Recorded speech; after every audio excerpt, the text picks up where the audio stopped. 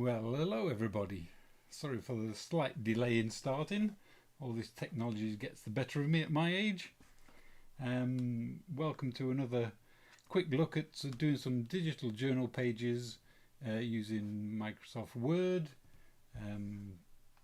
Just to clarify, I'm using the 2019 version of Microsoft Office.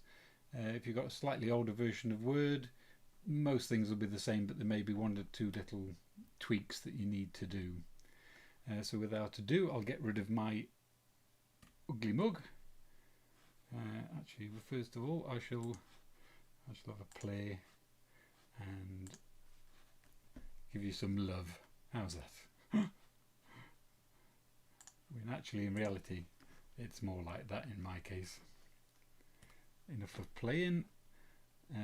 What you can see now is a representation of Fiona's MacBook that I'll be doing the work on, and I'm projecting that onto the other computer, which is beaming it all live out to you. The first thing we need to do is to open up Microsoft Word, and we shall have a quick recap of some of the things we did, I think, just for those that may be joining us for the first time.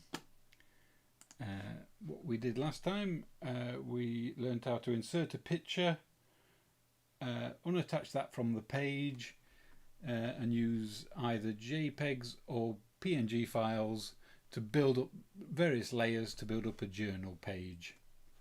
As you can see, that bird there is free to be moved around, as are those birds in the sky.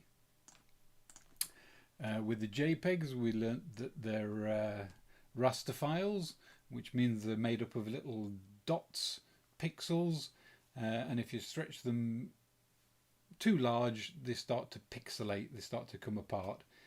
With junk journals, it's not really an issue because, of course, we're only working with A4 or at most A3 papers. And with the resolution of most images these days and the high-tech cameras and phones, you won't have an issue with that.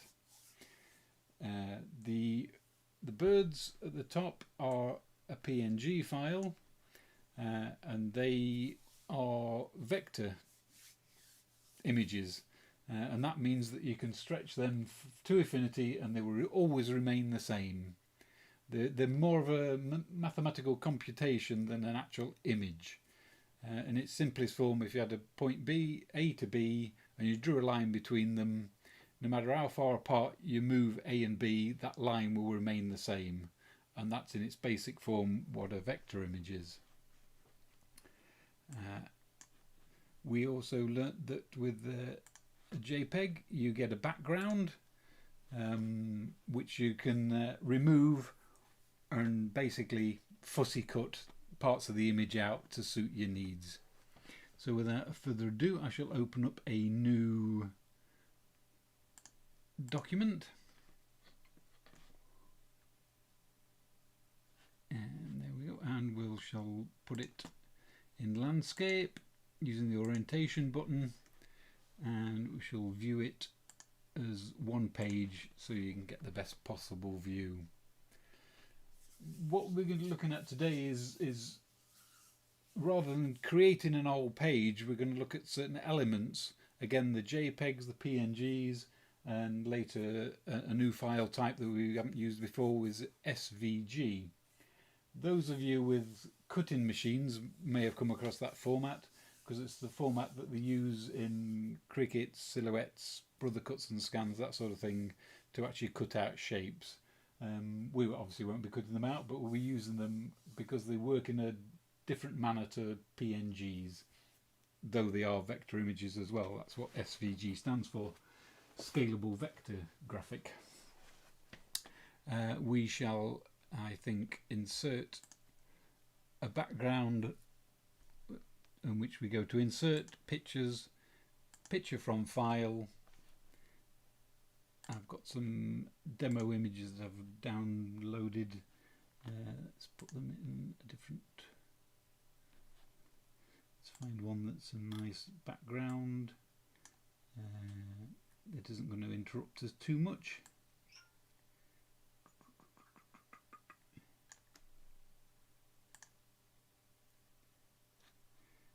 Let's insert that one, which is a picture that I took of some autumn leaves floating on top of water. That's quite overtaking the picture, so what we're going to do is to make that drop down into the background. First of all, we need to remember, when you insert an image, if you insert it into a page, it effectively sticks that image on the page. So what you need to do basically is unpeel that from the page so that you can move it around in line with other images. So if you right click and go to wrap text and go to in front of text, that allows you then to move that image anywhere on the page and indeed beyond the edges of the page. Because we want that to tone down a bit, what we're going to do is go to the format pane, which says top right, which says display the format pane, and there it is. And if we go to the far right option, which is basically a picture of a mountain, but it really means picture, and we go to picture transparency, we can then turn down that transparency and it'll kind of wash out that image and make it drop back into the background a little. There is other ways of doing it, but that's the way you should do it on this one for now. Now the first thing we should talk about is putting text, I think, into our images. Obviously it's a Word document, so you could just type on the page and type a load of text, but that is then fixed on that page. There's no way of sort of moving it around and manipulate it in more ways. So what we're going to do again is we're going to go to insert, and if we look across the top, there is a text box option. So we click on that and it says draw text box, so we'll click on that one, and then what we can do is draw a box, nice big box, there we go, and then we can type some text in. What text shall we type? I should have prepared a bit of text. Let's go and up the font size first, so that when we do type something we'll be able to see it. Let me think of a little ditty. Bear with me while I have a creative moment. Roll call. Yeah, give me a roll call, will you? Lynn Whitman. Hi Lynn. Pat Fleet. Hi Pat. Roz. Hi Roz. Hilda. Hi Hilda. Helen. Hi Ellen. Hinna. Hi Hinna. Jean. Hi Jean. Miranda. Hi Miranda. Flo. Hi Flo. Sorry I'm a bit slow because I'm doing two things here and it's hard at my age to... And that's your lot. That's it for now.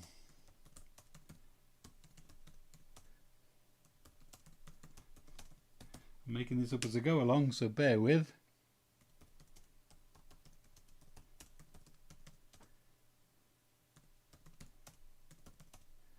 It's not the best poetry in the world, but it's...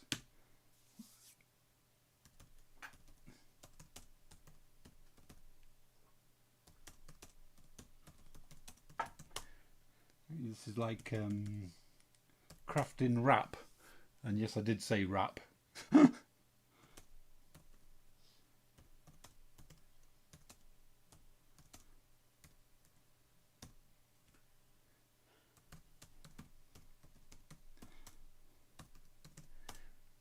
Did you say that Kerry was with us at all?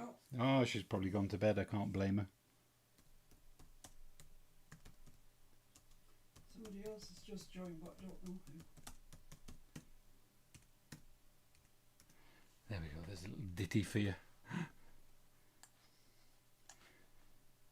So what we can do first off is we can obviously alter the font and select a nice font that we like. I've got literally thousands upon here. One that's going to show up reasonably well. So let's try Chalk Duster. No, not solid enough, I don't think, for our purposes. No, that one's not doing it for me either. Bear with, we'll find a nice font. You're right there, Miss P. Yeah. It's just you had that sort of cough, you know. Michelle has joined. Wow, that's nice and bright, isn't it? That'll do. Hi, Michelle. Hi, Michelle. Thanks for joining us. All we're doing at the moment is putting some text into a picture that we've put on there. As you can see, that's in a text box at the moment. It's black on white. So what we need to do is to manipulate that. Obviously, now at the moment we can move that to anywhere we want because we're not tied to the page, which we would have been had we have just typed on the page. Now on the right hand side in our styles pane, Can I just say, yeah, you've put an R instead of an S. Thinking too hard. where Faux pas. faux pas. Yeah, it's an S. Oh,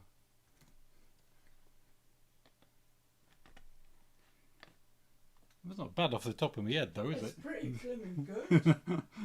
Pretty blooming good. Anyway, in the styles pane on the right hand side, now we have it has two options basically. We can format the shape, which is basically the box that it's within, and we can do things with the text that's within that box. So first of all, we can look at some shape options. If we go to the little paint can, we have a fill box, and we can do several things, but we could insert a picture. There we go, that's a picture. It looks like it's of some sort of Essien or something, but we could select a picture. I wish I could change that to be so I could see them. The A-hole. We could put that turquoise baseboard back in again. There we go. We could put any sort of picture in the background that we like, or we could just do a gradient fill, which is basically a single colour that has a gradient across it. We can have linear gradients, radial gradients, and you can see that if you change them, it changes the way that the gradients work. And also on the right hand side, there's a bar that at the moment it has 4 gradient stops on it. You can change the colour of each gradient point, and you can move those around. For instance, if we were to move the one on the left hand side, which is the lightest gradient, and drag that to the right, you'll see that the lighter part gets larger across as we go, and obviously each gradient point moves in its own way. Beneath that is the colour bar, so you can actually change the colour of each gradient, so it goes gradients from one colour to another. In this case we can go from blue, say, to orange on the next layer, and the next layer after that we could have purple, and the last one we could have let's think, yellow. And there we go. And each of those is movable, so we can have slightly less orange, more yellow, like that, or we can have less white and move them around until we get a nice whatever pattern we think suits our particular page that we're going to be doing at the time. So, but what we'll do now, I think, is put that just back to a solid fill so that we can then see what we can do with the text. The text options, again, we can fill it with a gradient fill across the colours. We can put some reflections in there, some rotations. We can change the direction of the text. We can move the text around within the box, change the margins that we've got on the box.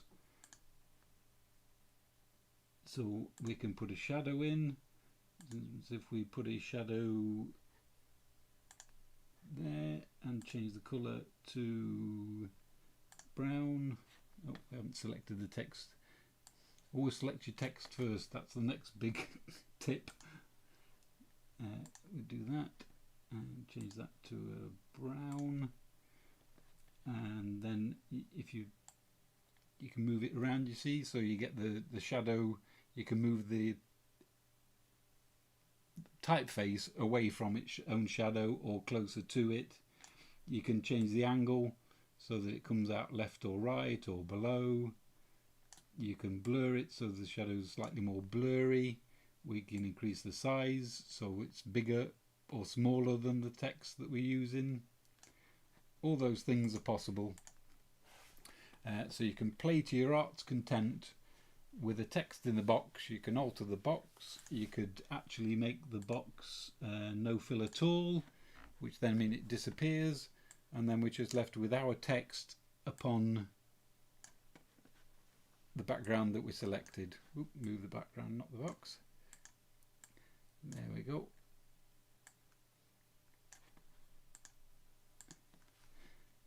And so we can make that text bigger again if we wanted. We could move it up to 3028, say.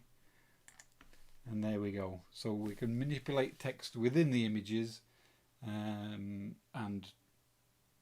basically do whatever you would like. It's a good way for putting text into an image because you're not tied down to the page. As I say, we could move that anywhere we like. We could change the orientation. We can rotate the image.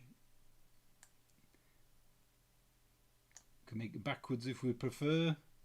We could turn it back the 180 degrees back to the normal way.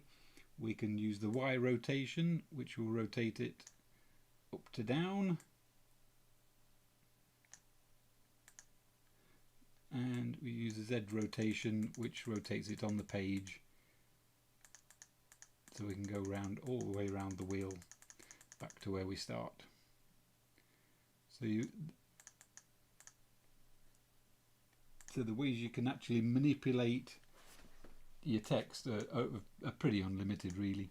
And then we can, if you always go down to the bottom of those panes, there's always a reset button. So if you do something that you're not particularly happy with, just go down the bottom, press reset, and it'll take you back to where you were before you started. You happy, Miss P? Happy. Excellent. Was anybody saying anything, asking anything? Nobody's asking anything. Samantha's supposed to be studying for an exam, but this is way funner. Way funner. Right, so yes, so now we've got an image in the background that could be a blank page, of course, and we can insert text in any number of text box. Of course, there's unlimited number of text boxes you can have, an unlimited number of fonts. You can rotate it, you can make it, you can insert text box that go top to bottom rather than across the page. The best way to experiment with the text and the text box is to do it, really. That's how you learn. What I'll do is I'll open up a new document, and again I shall put it down by clicking on the orientation, change it to landscape, because that's usually the way that you're going to be printing out digital pages, because you're going to fold it in the middle and make a signature.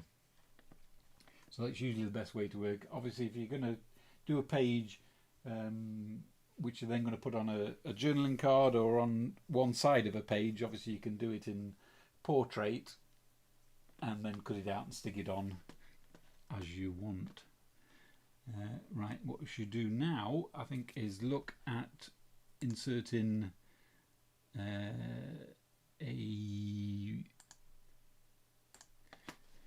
what should we go for? Should we go for a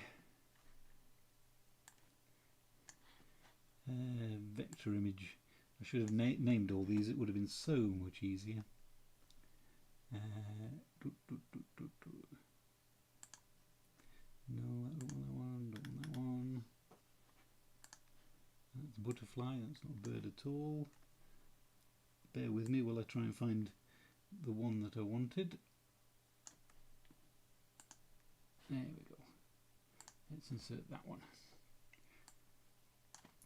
Now that is a PNG image.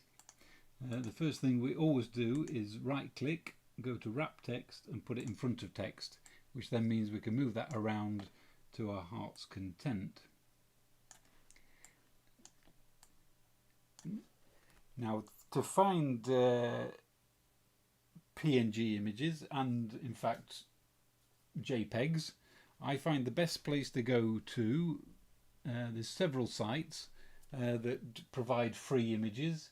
There's one called Unsplash, that's UN Splash, Unsplash, Pixabay, Pixels, Graphics Fairy, but the one I prefer to use is Pixabay. I'll just bring up the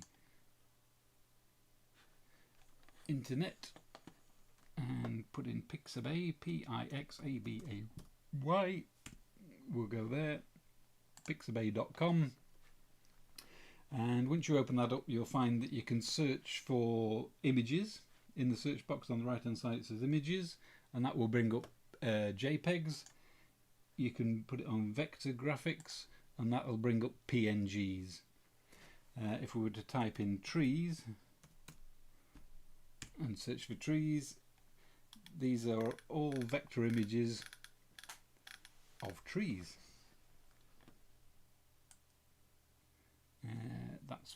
There's one there on there just beneath the frog's bottom, which is the image that we're going to be using. If you wanted that image, for instance, you would click on it and there it is. The ones that generally have a sort of hashed background, they're the PNGs, and the hash sort of square marks don't appear on the image when you do it. It has no background. It is effectively a fussy cut image in junk journaling terms. If I wanted that image, you go to the right hand side where it says free download and you click on that, and then you select the resolution that you want it. Now if you're doing graphic design professionally, shall we say, you'd obviously go for the largest image that the highest resolution that you could find. With PNGs it doesn't matter too much because they're obviously infinitely scalable, and with JPEGs obviously, again, if you were doing it professionally you'd probably go for the highest. The higher the resolution, the bigger the file. So for our purposes, if we're only working on A3 and A4, it usually defaults to a size, and that would be more than adequate for our purposes, and it would just free up some space on your hard drive so you don't fill it up too soon. If I wanted that one, I'd click on download, and then it would probably go through a check to make sure I'm not a robot, and then it would just put it in downloads, and that's where you'd retrieve it from. The important thing on this page is underneath where it says free download, it says Pixabay license. I think all images, if certainly the vast majority, if not all, images on Pixabay, it says free for commercial use, no attribution required. That means that the copyright, you're free to use that for whatever you want to use it for. You can use it for personal use, you can use it to put into journals that you sell. You don't even have to say where it's come from, though it's always polite to do so if you get the opportunity. So it's always important to check the copyright. There are a number of other sites that you can get free images from, but they're not necessarily free for commercial use. They're very often free for personal use. So always check the copyright. You don't want to get yourself into trouble. So that's Pixabay. That's trees with the vector images. If we were to change that to photos, you'd get more digital representation of trees.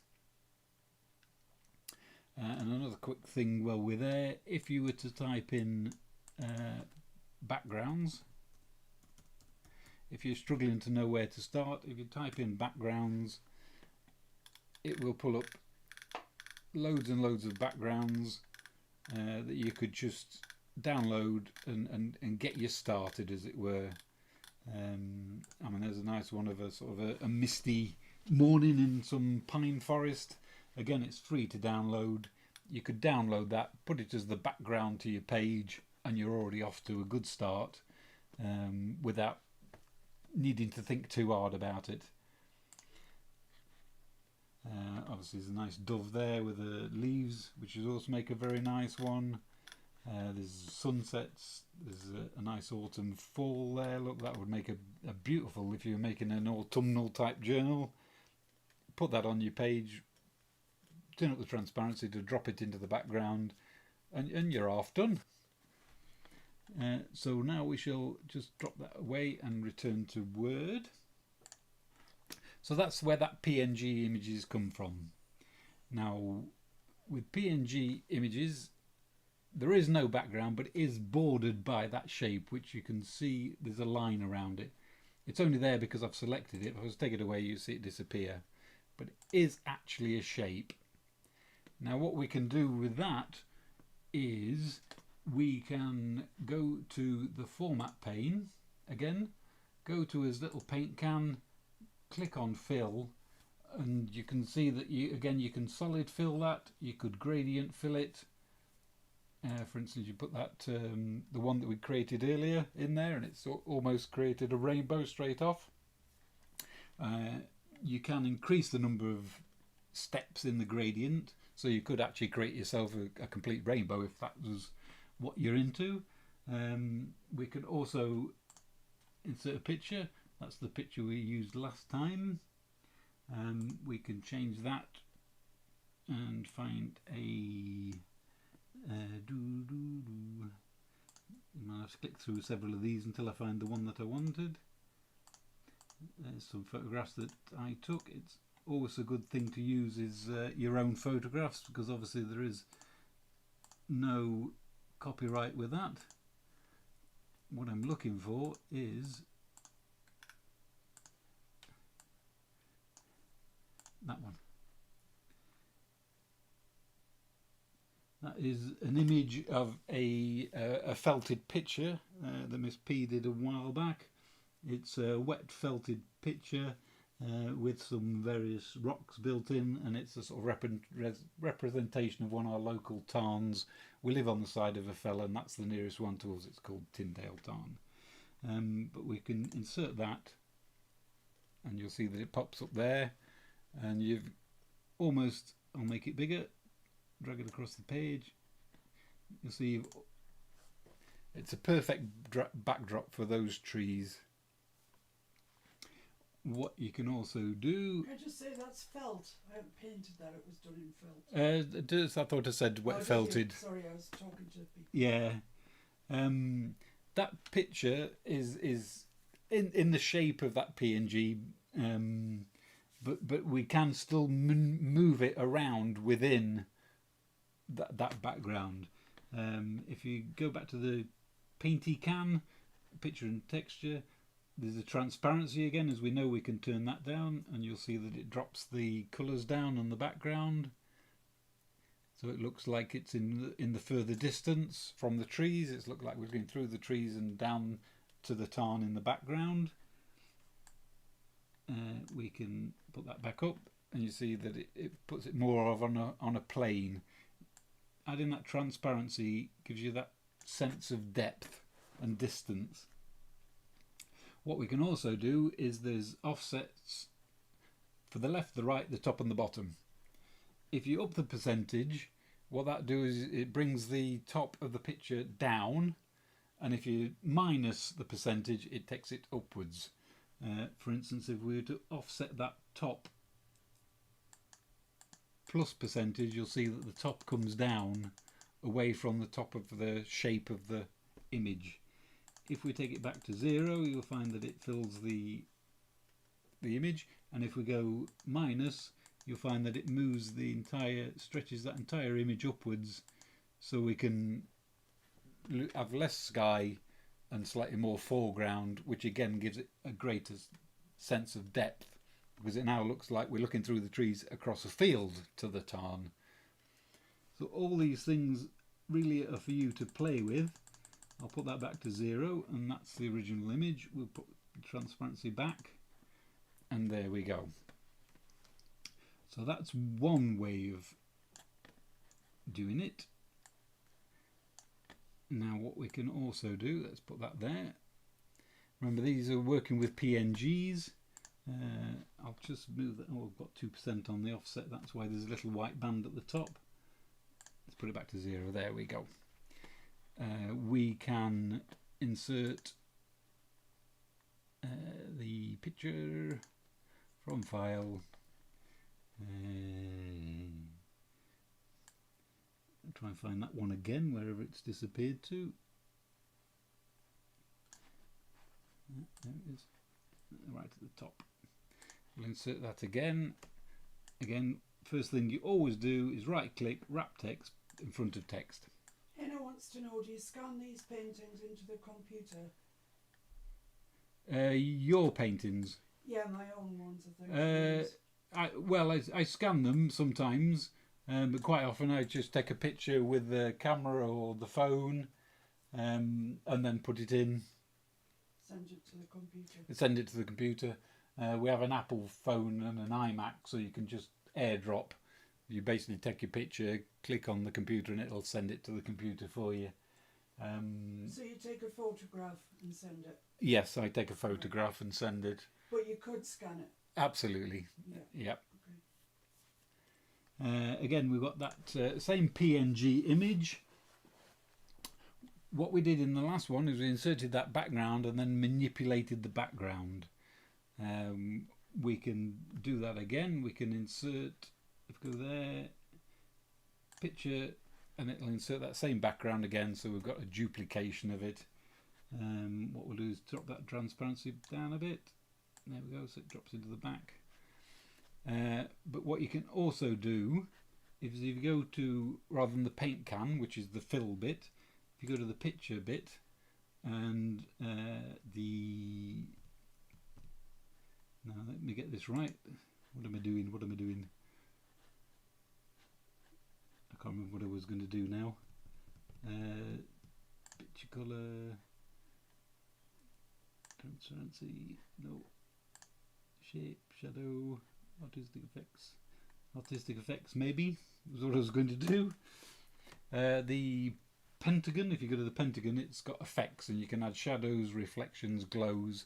If you remember in the first video that we did, we added some glow around the outsides of butterflies to make them stand out better from the page. And if you go right to the bottom, there's an artistic effects. And what that is there's a number of, it's similar to Photoshop, I guess. There's a number of effects that you can put, like pencil sketch, watercolor effects, oils, whatever. And if we go to one, say a watercolor sponge, and if we click on that, you'll see that it applies a watercolor sponge effect to the actual PNG and not the background. So with this one, we're manipulating the actual front part, which is the PNG, rather than manipulating the image that we've put behind it. And as you can see, that becomes a totally different effect. And with the artist effects, with each one you get, again, you've got transparency, so you could turn up the transparency and have less of the watercolor effect. You can do the brush size, which in this instance is probably the sponge size, and as you get bigger and bigger, you'll see that the actual sponging marks get bigger. So again, you can play with that until you're perfectly happy. And there we have exactly the same image, but on the one on that side, well, that's actually, we haven't manipulated the image at all because we put it all back to normal, but we manipulated the background image on this one and left the front alone. On this one, we manipulated the background and had a play with the front, which gives it a totally different effect. What you can also do, this is all with the same PNG, you'll note, and we're just aiming for different effects. Where's it gone?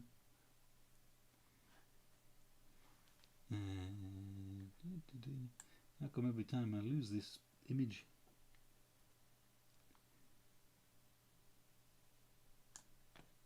It's right at the top. I don't know why I can't remember that it's right at the top.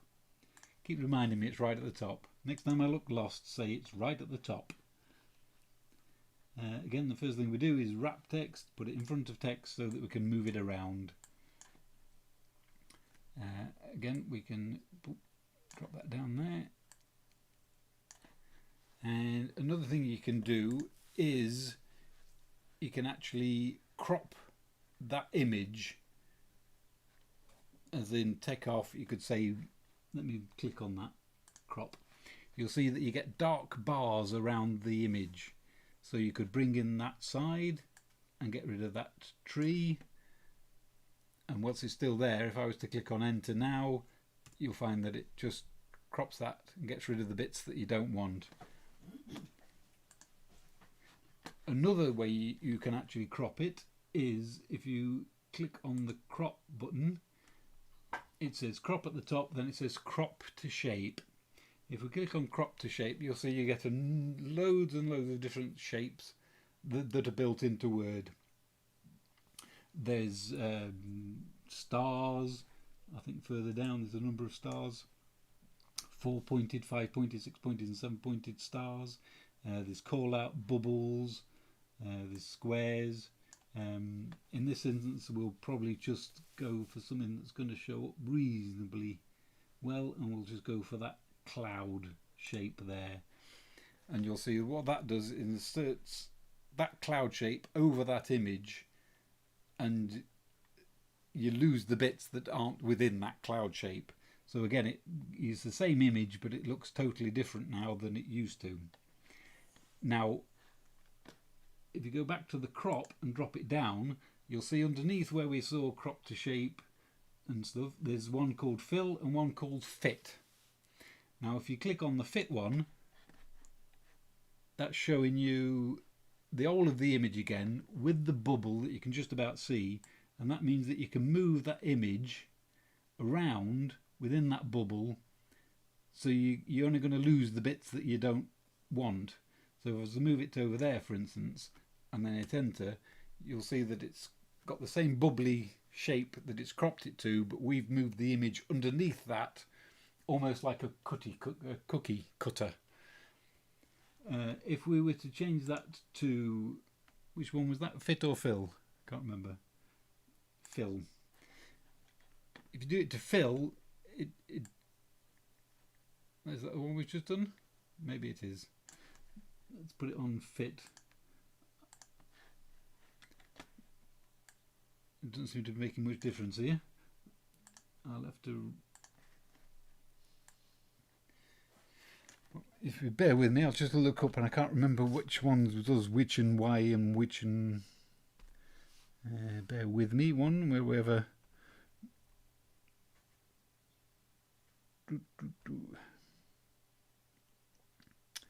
Having a little brain freeze.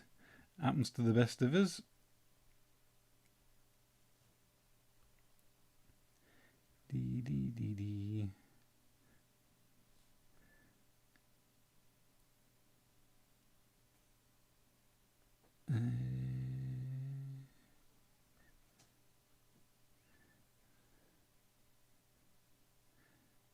Right, the fill apparently resizes the image to the picture area, cropping where necessary. Fit resizes the image to the picture area with no cropping. So, I mean, because we've got quite a basic shape, it's not really coming across. But basically, if you put it on fill, it will crop that entire image, and you won't see the bits that were in that shape. If you put it on fit, it will insert the entire image within that shape, but there'll be no cropping of the image. So the shape will be outside. Obviously, if you had a more interesting shape, it would become clearer. But yeah, just to say that again, if you put it on fill, it'll crop your image to fit the bubble. If you put it on fit, it'll fit the entire picture within the bubble, if that makes sense.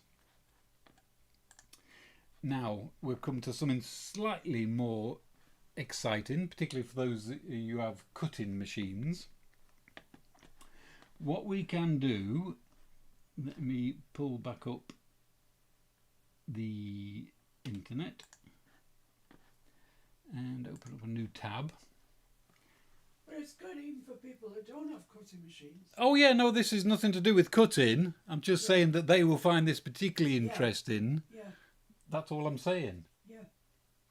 Obviously, you know, if you haven't got a cutting machine, it doesn't matter. It's still relevant to doing digital pages. Yeah. But it has further applications if you do have a cutting machine. Yeah.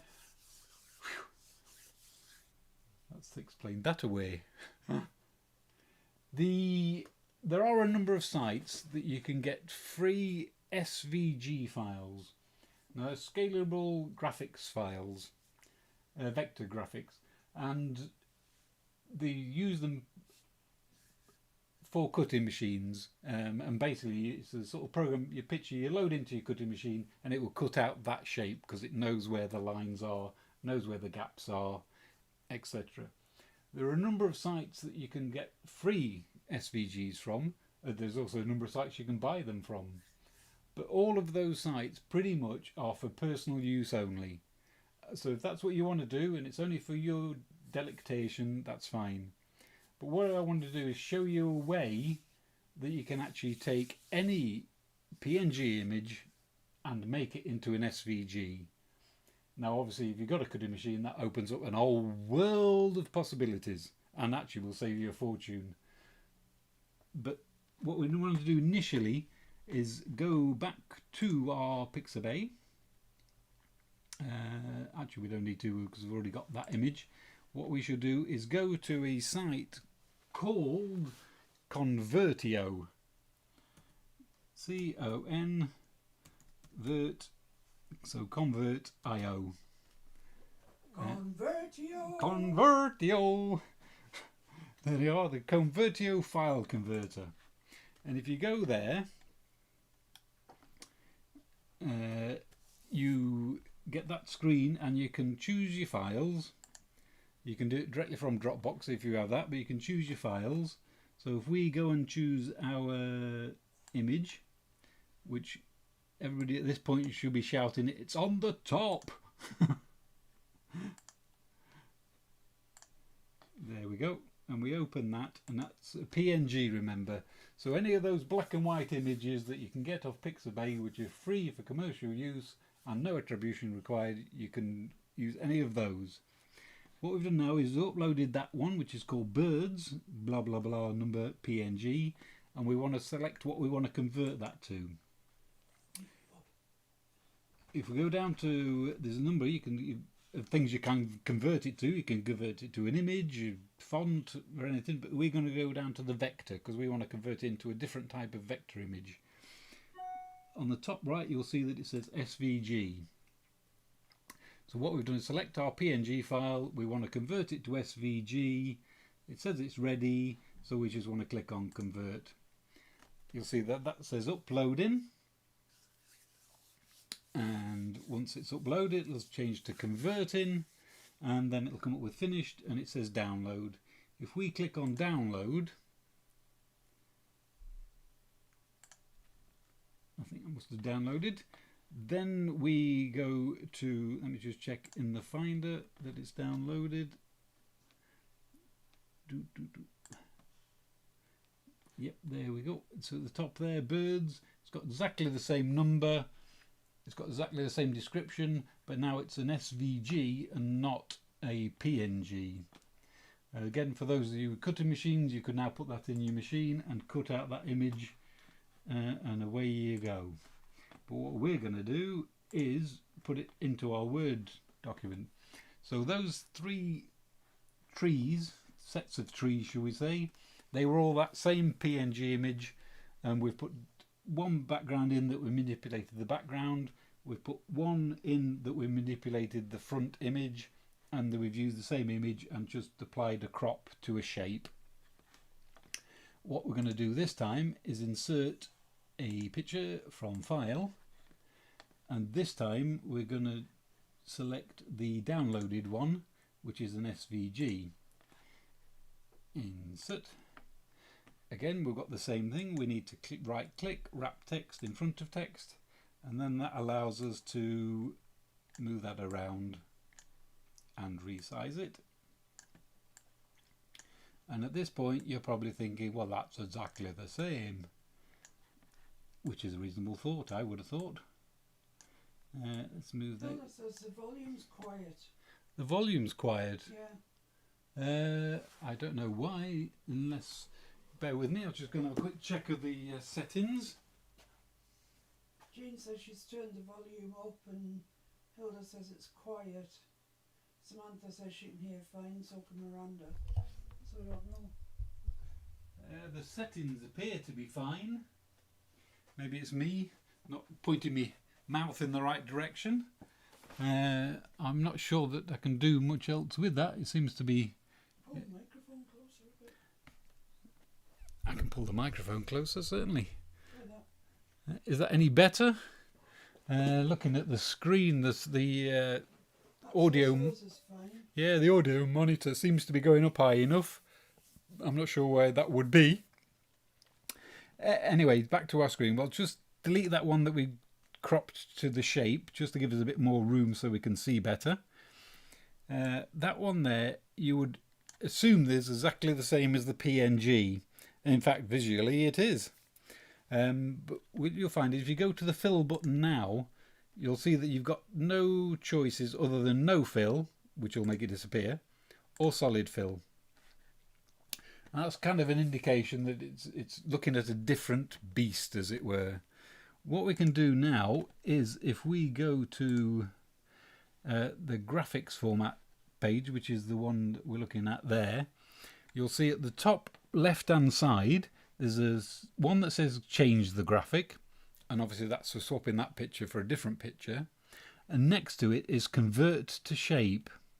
So it obviously realizes that that image is different from all the others, so what it wants to do is to make it into a shape. So if we click on convert to shape, you'll now see that on our fill menu on the right hand side, we've now got all the options. We have no fill, solid fill, gradient fill, picture fill, etc. And if we go to click to picture, you would expect that the image of the Tyndale tarn in the background would be the same as that one. You'll find what happens with SVGs, it works in a slightly different way, which is slightly more exciting, in my humble opinion. If I click on picture fill, you'll find what it does is it actually inserts the image into the PNG. It's like basically if the top ones are like, say if you had trellis on a wall and what you've done is painted the wall behind the trellis. If it's an SVG, what you're doing is painting the trellis and leaving the wall behind. So again, we've got exactly the same image, but as you can see that it's just totally different because it's inserted that image behind. Wow. Again, what we can do is if we go to the image, That's amazing. you'll see that it's got that image at the last settings that we had. So if we were to go there, we'll find the transparency is actually on 42%, which is what we set it to on the top right. If we turn that down back to 0, you'll see that those colours come out of that wet felted picture. They'll come out much brighter and how they were originally intended. So as you can see, quite a basic image that all of a sudden has become much more than it was. And you always have to bear in mind, of course, that it's still transparent. Everywhere that you can't see is transparent. So if we were to insert another image on the page, or in this case we'll just drag it up to the other ones, you'll see that you can see through. So that's kind of not the final picture, if you like. If you were to insert that onto top of another image or your page, it would change totally again. Another nice feature, of course, is if we get rid of that one there, just make it easier on ourselves. If we were to make these pretty much a similar size, let's put that at, say, let's make it bigger, why not, eh? Let's go for 20 centimeters ish, and then we select this one and make this 20 centimeters as well, so that they're roughly about the same size within the bounds of my ratchety old mouse. Then if we put this one on top of that one, you'll see that we can create other effects with shadows, because it's got the dark of the original one behind and the coloured one on the front. So again, it creates a totally different look just by combining the two. And that's kind of the beauty of the SVGs, is that it actually paints it on top of the image rather than just inserting it behind. And as I said before, you can also use that SVG in your cutting machine. So now there's no real excuse for buying any more SVG files. You can basically go to Pixabay, select a nice image in preferably black and white in a PNG, go to Convertio, convert it to an SVG, and cut away to your heart's content. But on our digital pages, the beauty of SVGs is we can insert something actually on top of the image rather than just purely behind. That's amazing. We shall open up another page and have another go at that, because it is, as Miss P says, amazing. Amazables. We'll select a new document.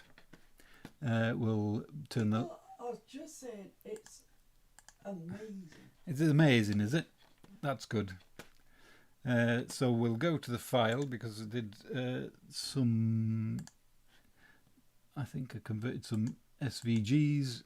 Don't need to show you because obviously we've done that. We can... let's find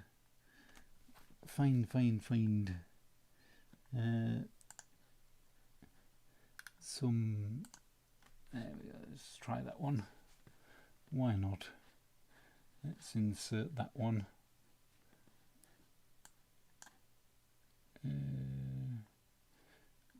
Or should we do something else? No, we'll insert that one just while we mooch around and see what else we've got in there. Right, where are we? Word, we're supposed to be inserting something, I think.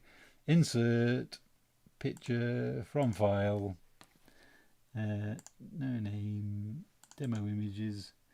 There's a poppy one, that's one probably quite nice. Insert that. There we go, there's a nice poppy image again from Pixabay, so it's free for commercial use, no attribution required. Again, the first thing we always do is wrap text, put it in front of text, and then that allows us to move it around. In this instance, I think we'll work with that image and we'll do the layout as a portrait, and we'll view one page, and then we can see it in slightly more. Well, I think, did we say this was an SVG? I seem to remember, which is great. We go to the graphic format. You'll see with a fill, we only have solid or no fill, which means it's an SVG. So then what we need to do is go to graphics format, and again top left, well second in from the top left, you'll see it convert to shape. We'll convert shape, and what we now got is all those options to insert something. So again, we could insert that same picture, which gives us a reasonable nice pattern, or we can click on insert and change it to a different picture. We could change it to some vintage paper, should we wish. It's quite nice, I suppose. And then obviously we can go to the picture, because it is still a normal image, and we can crop it, we can do colour corrections, we can... Where are we? Styles Paint? No, that's not what I want. I want that one back. We can insert something that's more colourful.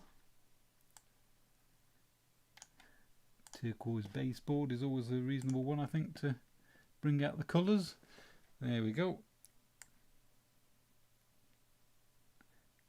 We can stretch that, move that around, make it wider, make it shorter, anything that suits our particular page. And that's marvellous. And then what we can do is insert a shape, and we'll do a square, and we'll draw a square, over that, and then we'll send that to the back so that picture's over the front, and then we shall do the colour of that. So just to ask, somebody with like a brother scan and cut, Yeah, they could print that out, scan it and cut it. It's actually an SVG file. it's actually an SVG file. You need to do nothing else with it. Right. I mean, the newer, the new Brother Scan and Cut will accept SVG files. Right. I think the first versions won't. Right. But the Silhouette will take SVGs. I do believe the Cricket will take SVGs, and the newer Brother Cut and Scan. Right. So Patu's just bought a new cut and scan. The SVG file should go straight in. Right. Again, there you see we've taken SVG, and because we can paint on it, we've coloured that in, and then we've just dropped a nice coloured background into the background. I like that. Which again we could put on a gradient fill, or we could just use a pattern fill, which is any of these dots and stripes and stuff, or we can do a coloured fill and use any of the colours in the known universe. If you're more of a turquoisey people that you wanted to match the front, ooh, that's a bit much. Bluey. Maybe slightly more of that colour, maybe drag it towards the middle so it's a bit more washed out, maybe make it show up better. There we go. So you can just play to your heart's content and end up with some very... Could you make the SVG red, for example, because it's poppies? You can make the SVG red, yeah. Just select the SVG, which is inside that shape. And we have obviously got picture or texture fill at the moment. If you wanted to go for a solid fill, yeah, and then change that to red, boop, there you go. Instant bling in your eyes. It'll come up with you, you'll catch up in a second. right, lag on that. There we go, that's come up now, I think, hasn't it? Yeah, oh yeah. So say you wanted to make a sky behind it. What could you could put a picture of a sky in, could you? Yeah, we've now selected the shape round the back. We could go for a picture, which is that turquoise baseboard. But if we go to insert, and then we go and find one of my images that's got a bit of sky on it. There we are, the moon and the sky. And we're to insert that. That's not the bestest sky, but we could go to the internet, go back to Pixabay, and we'll go for photos of a sky. We'll type in sky, and there was some nice skies that I found. You can't see them yet, but you will do very shortly, I'm sure. Let's pick that one. No, that one's no good because it's an iStock picture. We don't want that. Go away. Where we should find some nice sky.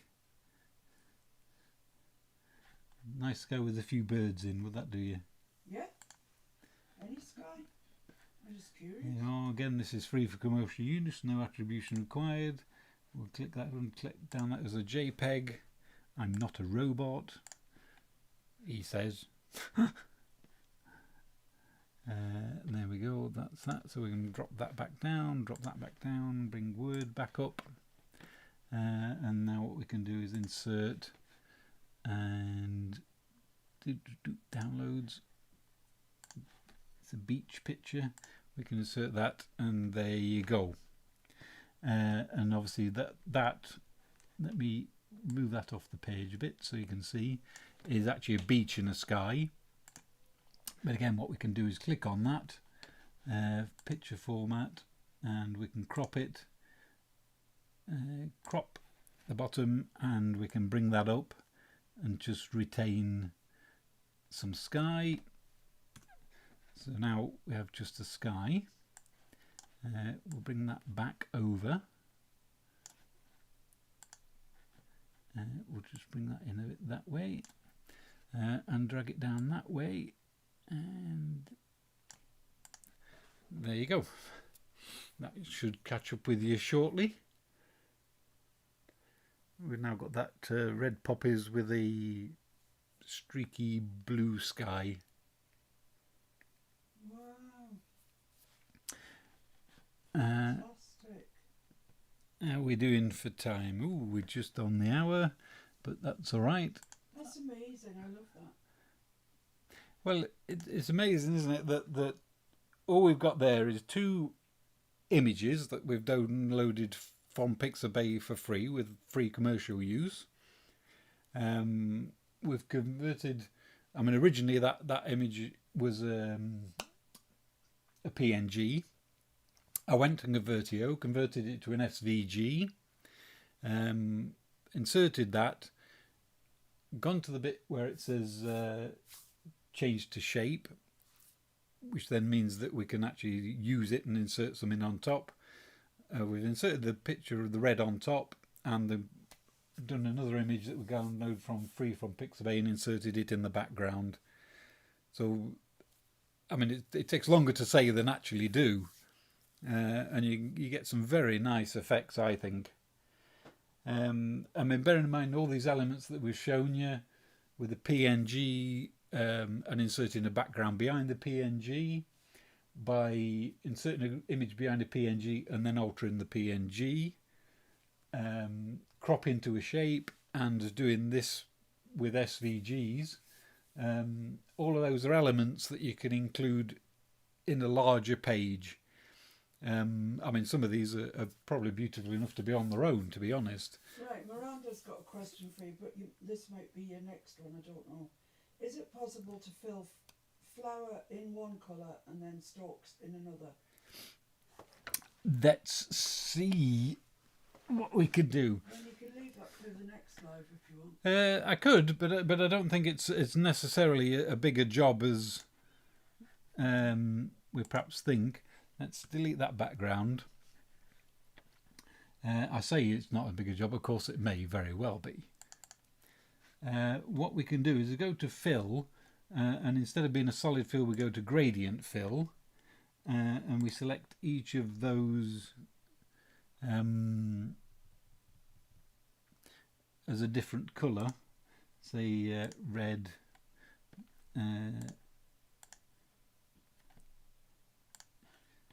slightly lesser red maybe. That's moving off into orange. Then you can put a gradient across it. I mean, what you can't do, I don't think at the moment, is sort of paint that particular stem green. Yeah, that's what they're asking. Can you colour the flower in? So could you make the flower red? Let me pull up another page and then we'll have a quick see. It's not immediately, there's no, for instance on Photoshop you get paint brushes and things like that. There's no way I can immediately think of, but it certainly will be possible, I'm sure. And people with greater knowledge and talent than me, but we shall, no name, demo images, and it was Poppy, wasn't it? So it was that one. We'll insert that. Again, unwrap it, wrap text in front of text, then it allows us to move it around. Now we can convert to shape, and that's now an actual shape rather than a solid thing that we can't move. You'll see that it's put that sort of within a frame, as it were, so you can make it bigger and smaller. Now I think actually when you convert the image from an SVG to a shape, that that you can actually change some of the bits, I seem to think. Edit points. If you go to edit points, you can certainly move things around. I can make that stem stick out a bit if I wanted. I can alter bits, but I'm just trying to think how I can actually paint upon that, and I'm not entirely sure that that's possible. Well, you can have time to think about it. I'm going to have time to think about it.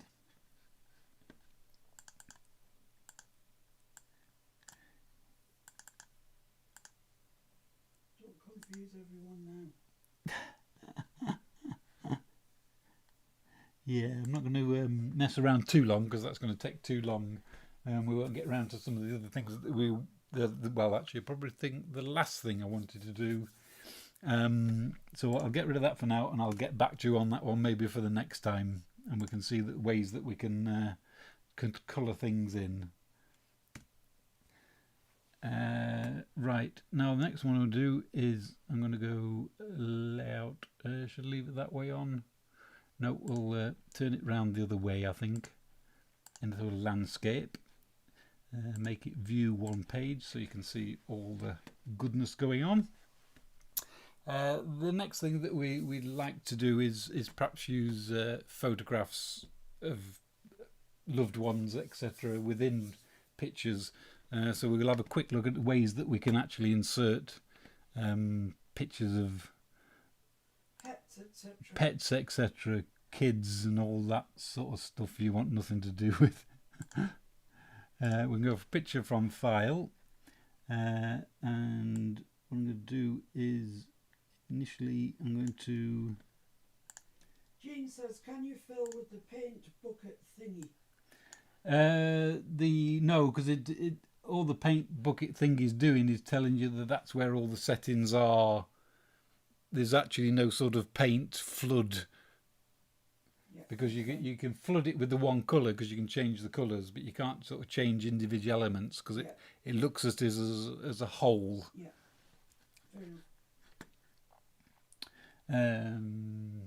Yeah, so we'll leave that for now. Let me have a look. Can't see what I'm looking for. A postcard. There we go. Insert that. Let's insert that. This is a PNG of.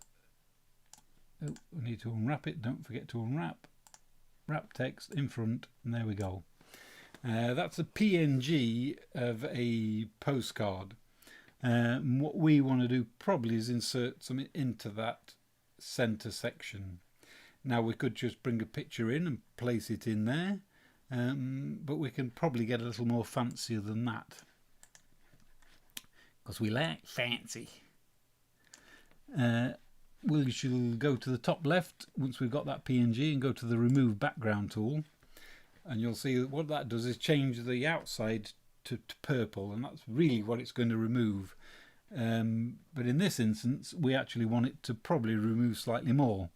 So if you go to the top left again, it says mark areas to remove, so we can sort of whittly round in this middle bit and get it to take out large chunks of this inner part as well that we don't really want.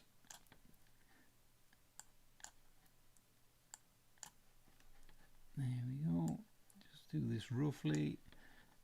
If you just press and hold, it becomes like a pen, and then when you draw on the things, it sort of works out what it is that you want to remove. And just there we go. And get rid of that bit there. Put that bit in there. And you could zoom in, couldn't you, and do this really? Oh yeah, you could take your time, and if you were to make the really zoom in, you'd make the job much easier for yourself. That's got rid of large portions, I think, that we're not interested in.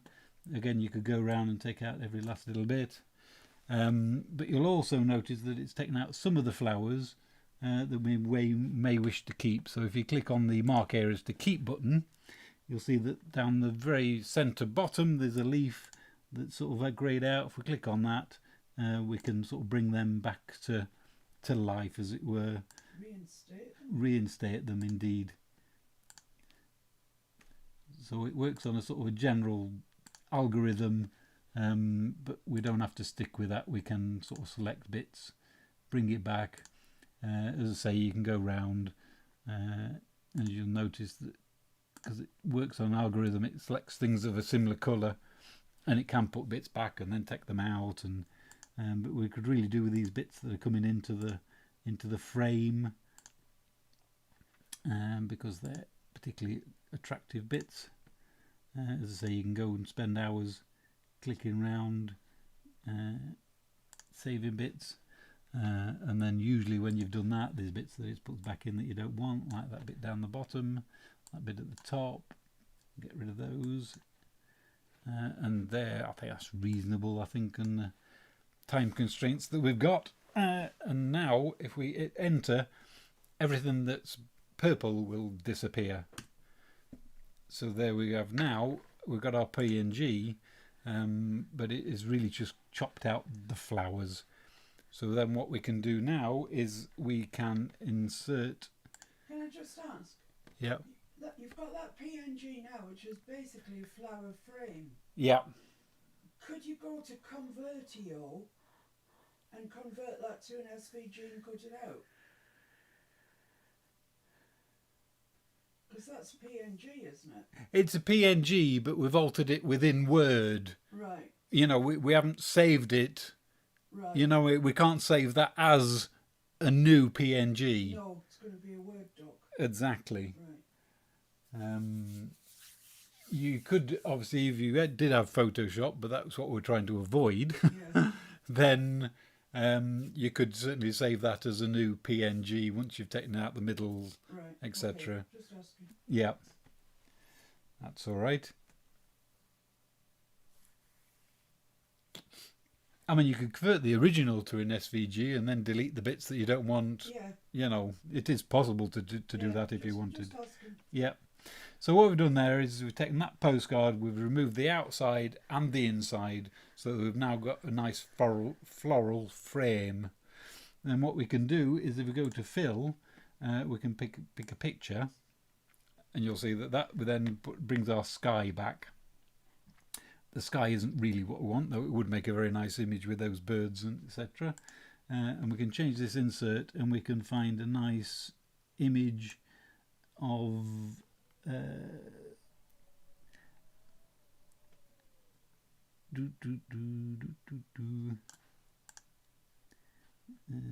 some ephemera which we're going to look at. That's a bird that Miss P painted.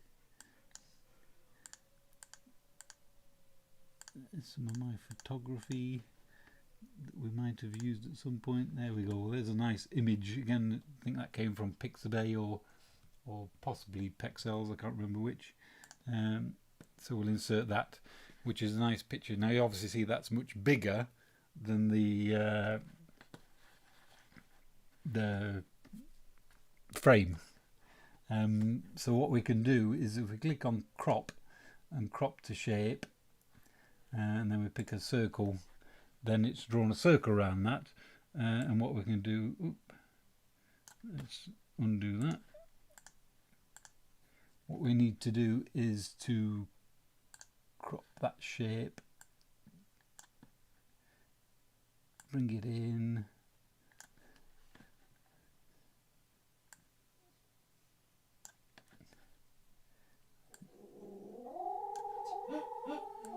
is Bob having a dream? And then we can drag that down. Where's my frame gone? Let's go back. We obviously did some in there that we shouldn't have done. I think we're right. Actually, I think what I've done is I've put the picture. It shouldn't be over the frame though.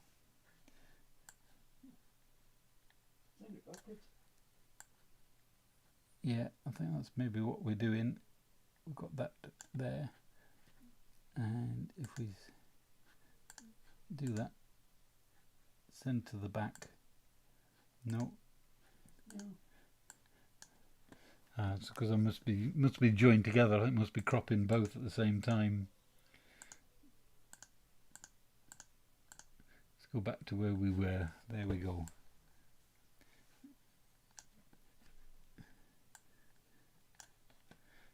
Right. Let's bring this image in. There we go.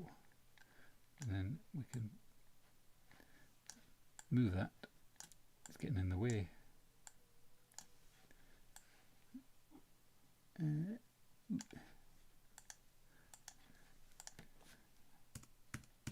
It's beginning to annoy me, that one, because it's not doing what it should be doing. But anyway, I think you get the drift. That if I was to put that picture,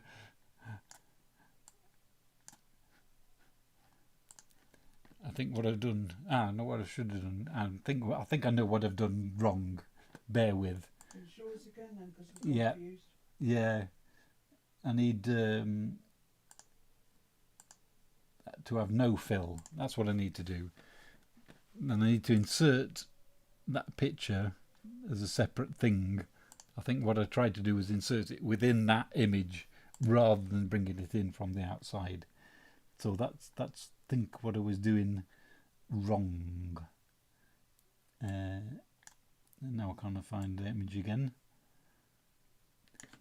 Get myself all confused. I must be getting on a bit. So that's just the frame as we had it. That's just the frame as we've had it, that we've deleted the background and Right. the centre. So now you're just going to add a picture like it never happened. It's just going to add a picture like it never happened and that we knew what we were doing. Okay. It's just at the moment I can't find that image now again. It's further down, I think, in the images at the bottom. Was it? I think so. I could be wrong. Now they're all my images. That's tree bark. That's blue flowers. That's blue, that's birds. One day I'm going to do this job and I'm going to label these things before I start, and then we're going to be all so happy, aren't we? Yeah.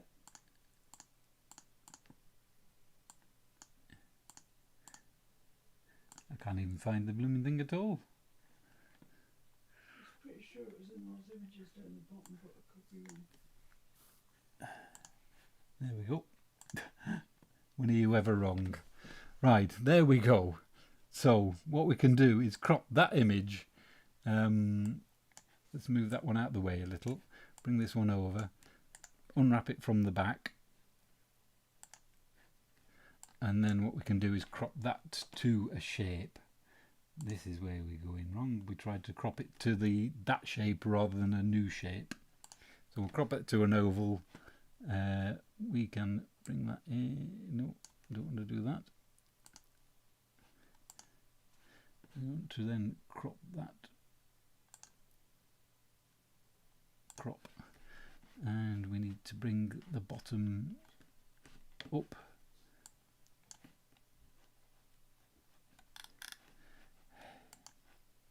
Should have done a smaller shape, I think that's the problem. Let's get that down. Let's get that down. And then we might be able to get the thing sorted.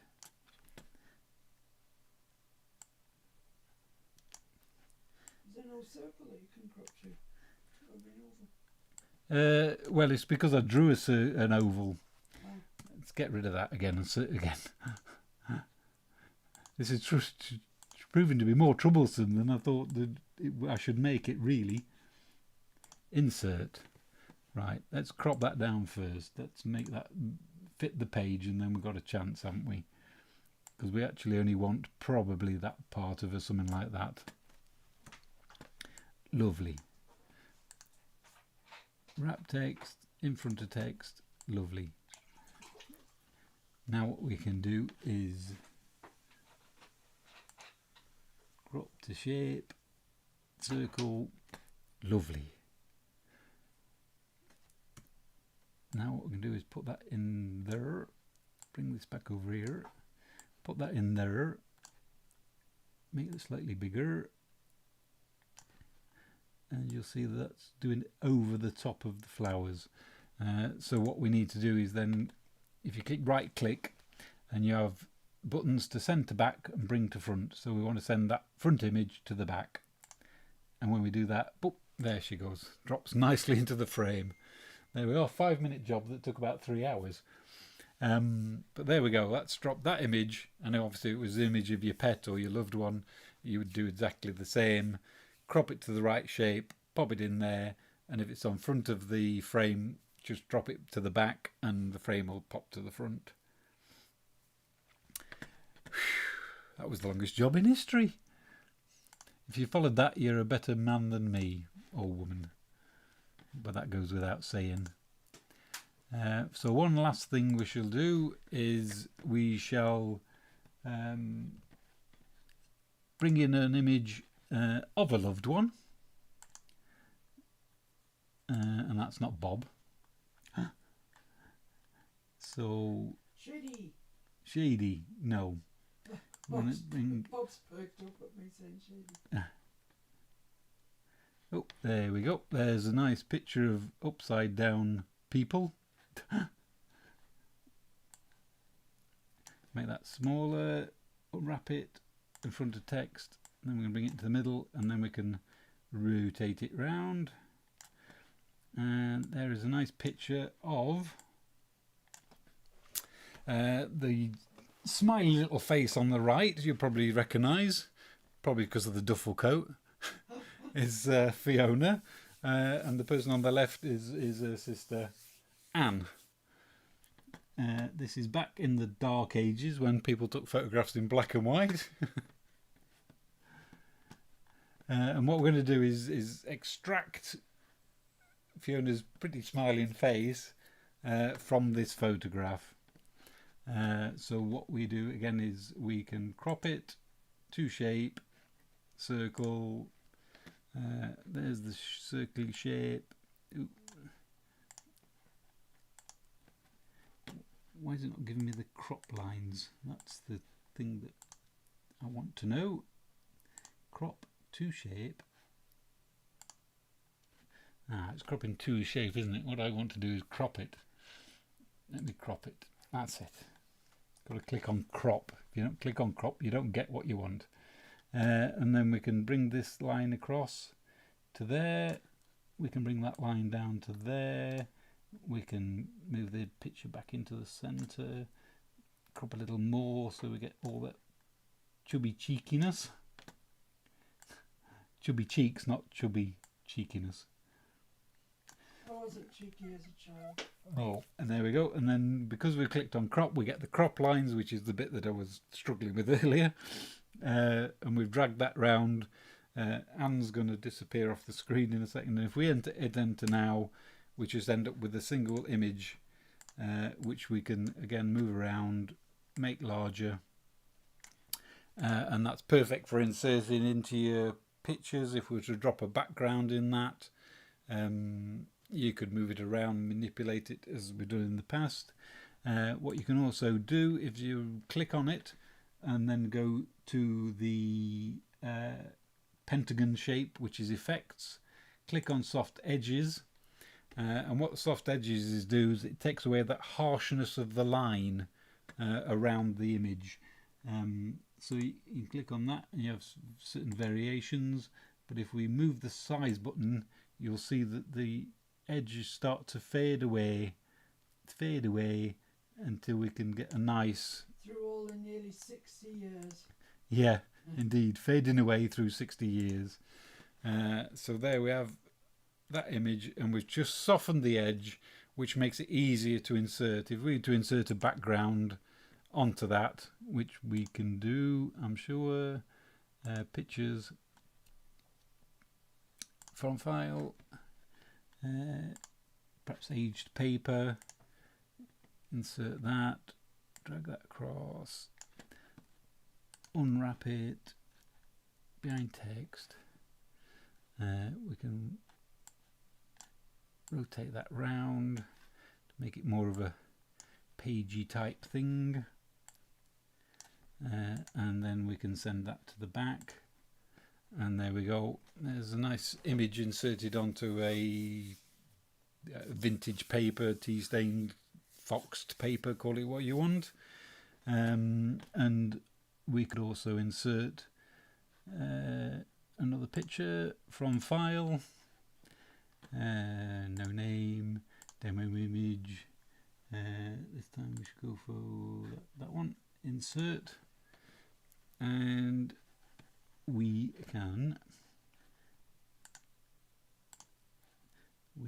bring that one to the front. Move out the way, will you? Let's move that out of the way. Let's bring that one and bring it to the front. Oh no! Wrap text in front of text. I've I've been ratcheting through all of them. Again, we unwrap that, bring it in front. We can rotate that as well, so we're the right way up. And it's basically going to be a vintage journal page of the two faces of Fiona. Brilliant. Who wouldn't want that? Who wouldn't want that? Again, we can crop to shape, pick a circle. Oh, look a bit sullen on that one. Yeah, you do a little. Then click back on crop, and that brings us up crop lines, and we can bring that in.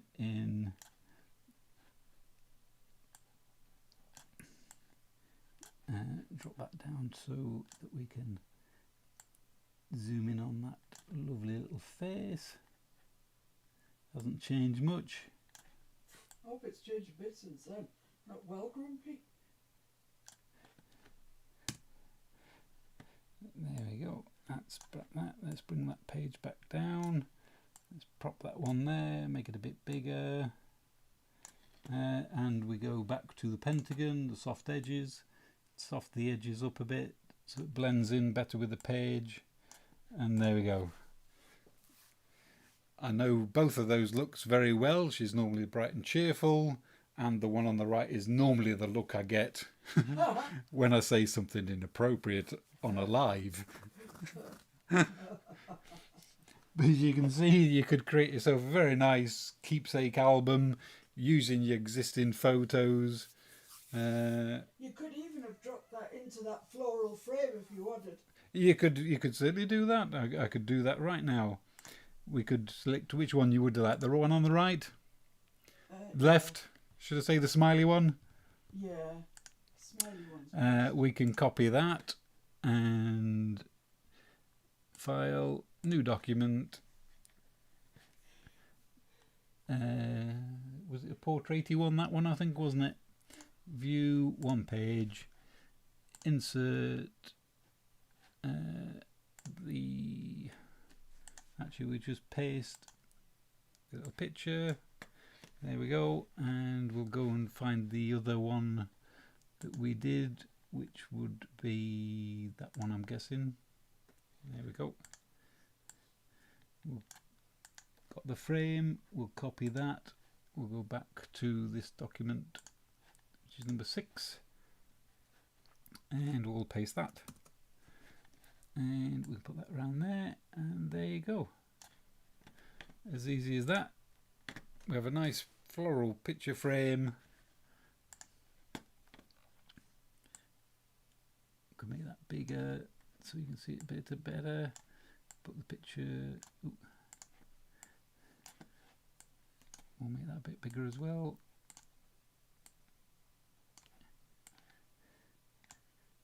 Now a bit bigger than the frame, but you know, you get the drift.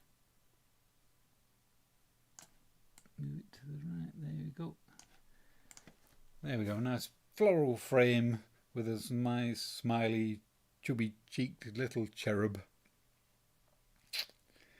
What more could you do, eh? Well, we've got one last thing we could do, probably. Well, we can do another document, we can orientate it to landscape. This is more to do with repetition, because I think the more times you replicate something, the more likely you are to remember. We'll change the view to one page so it's nice and big.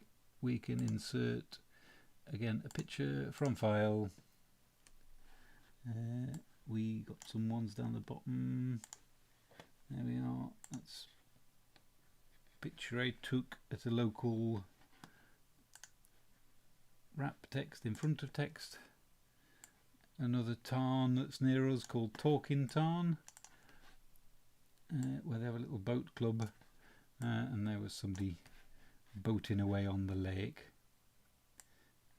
Oh, look at that, in the days when people used to take pictures in black and white.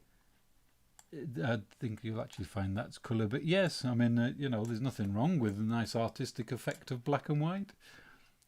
Cheeky. What we can do is crop that down slightly, just so we get a slightly better fit on the page. Bring that up slightly maybe. There we go. And do that, and that will give us a bit more page filling capacity. What we can also do is insert images in behind that. Again, format Pane.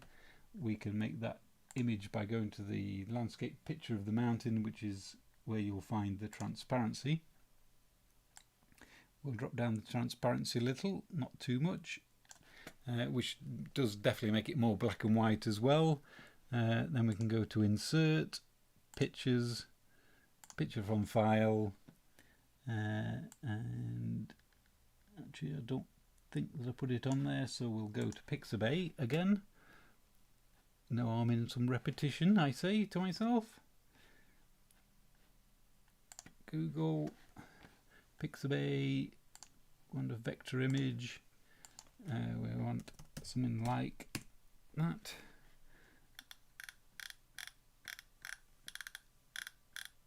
There we go. There's a nice shark. Let's have a free download of a shark.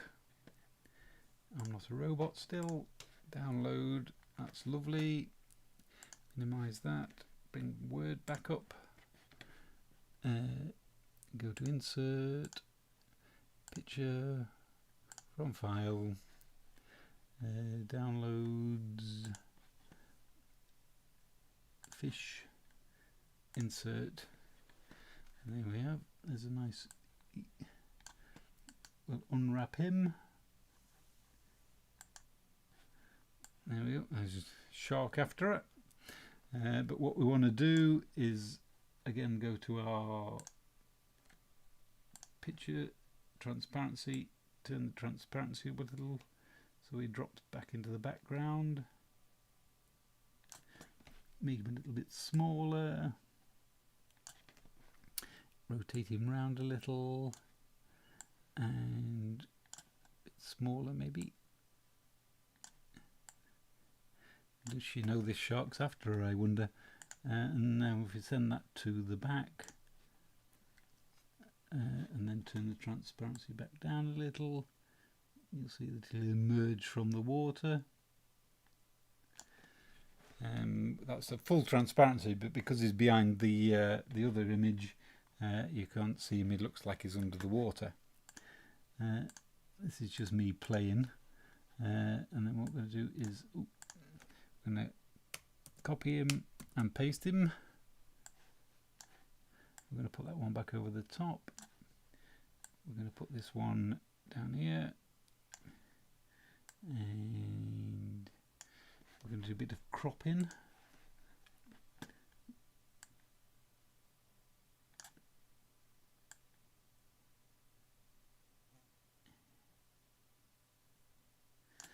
There we go.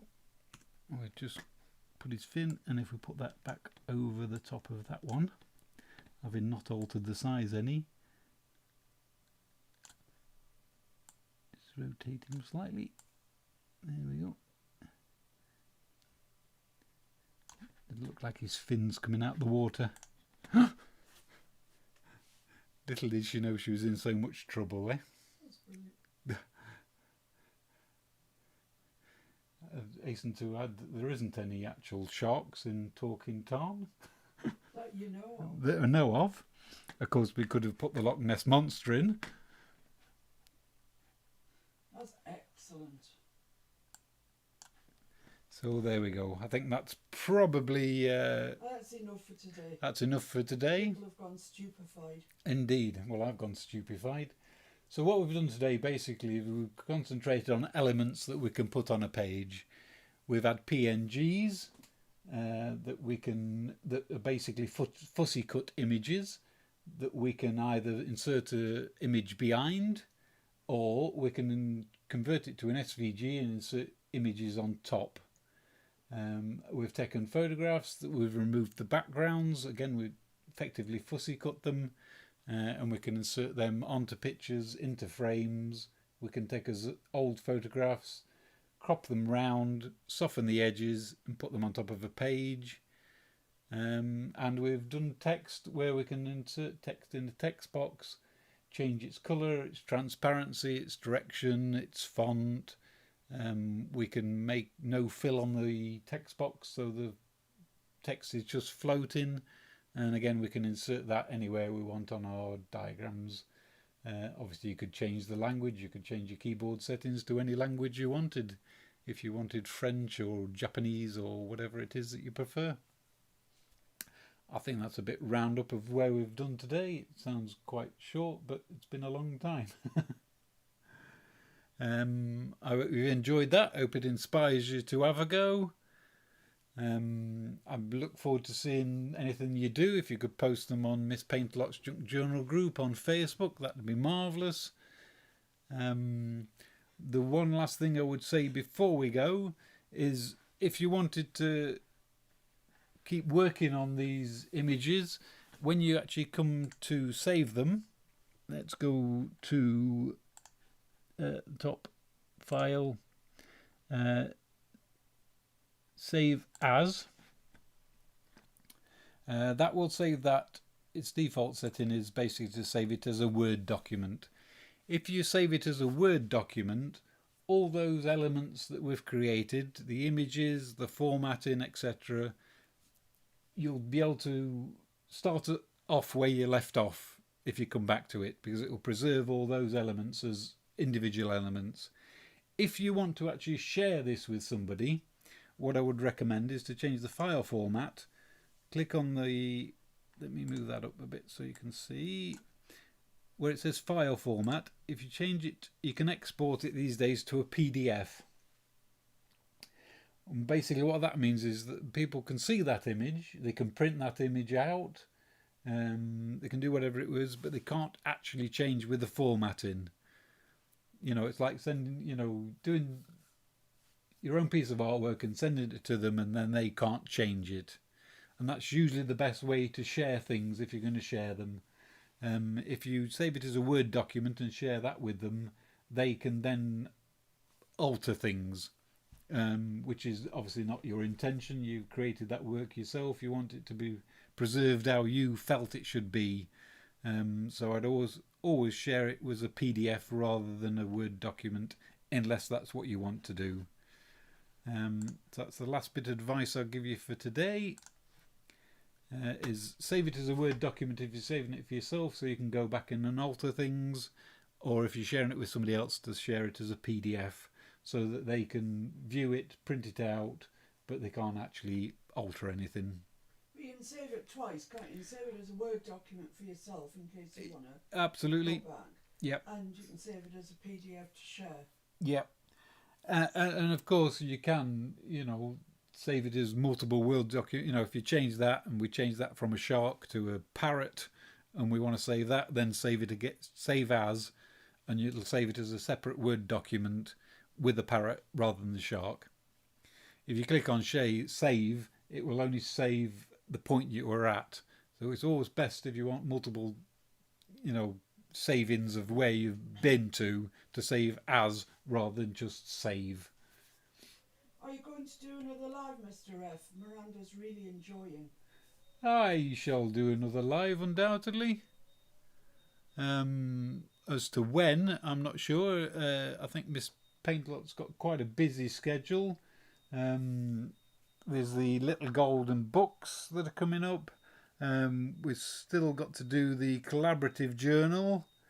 So there's quite a few things on the horizon. But yeah, I'm more than willing to show some other little tips and tricks. I think we're getting quite beyond beginners now. But I'm sure you've got enough information there to produce some really nice digital pages.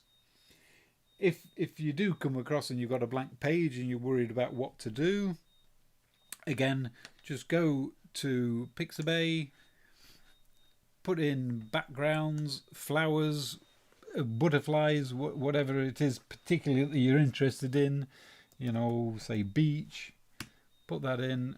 You can get some vector images of beaches that you could use, or you could change that to photos. You actually put Shabby Chic in. You could put Shabby Chic in. You can all sorts of nice stuff. There's some nice shots of beaches there. If you load one of those in and make that as a starting point, you've immediately got rid of your white paper and you've got something to work with. If you put Shabby Chic in, let's see what that comes up with. There we go. The images at the top are always from a place called Shutterstock, and they're ones you have to purchase. So they always look very nice, the ones at the top, but it's best just to scroll down a little. There we go with some Shabby Chic. There's some flowers with some clocks, ones with keys. There's a page there, vintage Shabby Chic, which is already pretty much made up as the sort of thing that we're looking for, really. It's got vintage papers in the background, the picture of a flower, some dragonflies, some clocks. I mean, they're just ready to go, aren't they, really? If you were to click on that one, there we go.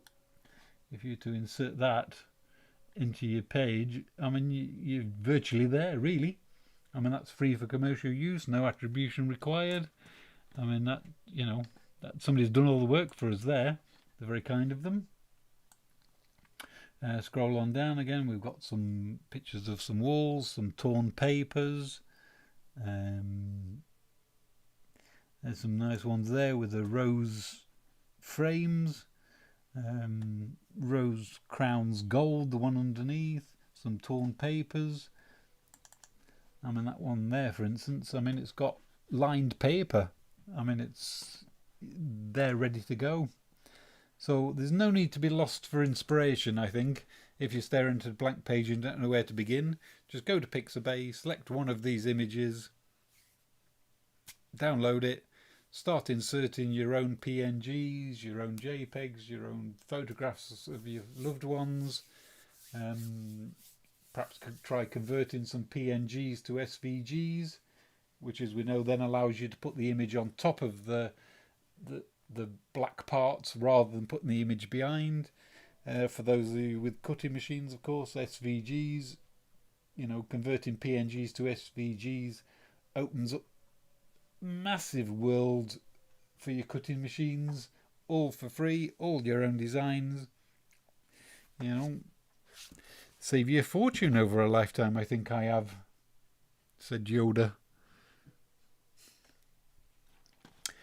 So there we go again. Yes, that's pretty much it. I think I shall be back to do another live at some point. Let's see if I can remember how to find the camera. There we go. Let's put on an effect. What shall we have? Shall we have the love? Or shall we have the birds round the head? That's more like it, I think, after a long live like that one. Thank you for joining us. Again, those that haven't, if you could subscribe and tick on the bell so you don't miss any more lives. For those people that are expecting Fiona, sorry you got stuck with me. She will be back, I think, on Thursday. I think she's planning one. Might be the start of the Little Golden Book on Thursday.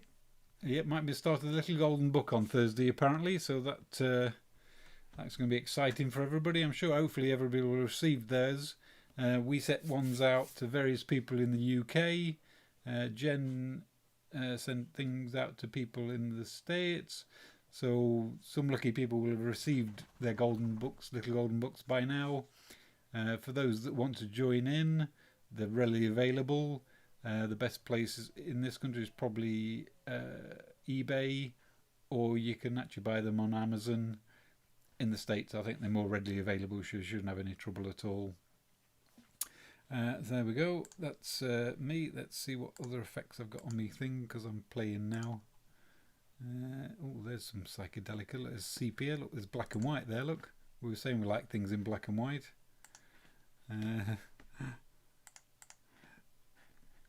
Be the child now.